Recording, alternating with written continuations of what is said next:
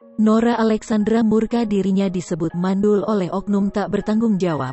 Istri Jering itu akhirnya beri jawaban telak. Beberapa waktu lalu Jering SID mengumumkan akan menarik diri dari keriuhan soal pandangannya terhadap COVID-19. Penyebabnya, tak lain karena sang istri, Nora Alexandra.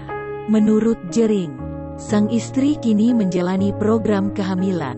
Ia akan fokus kepada masa depannya bersama sang istri untuk mendapatkan momongan. Namun sayang, di saat tengah berjuang mendapatkan seorang momongan, Nora Alexandra justru kembali dibuat geram oleh ulah salah satu warganet.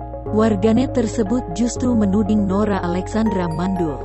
Padahal, saat ini Nora tengah berjuang untuk mendapatkan seorang momongan.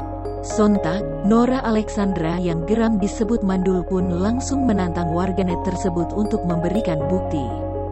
Menurut wanita berkulit putih itu, ucapan dari warganet tersebut justru lebih mengarah ke sebuah fitnah.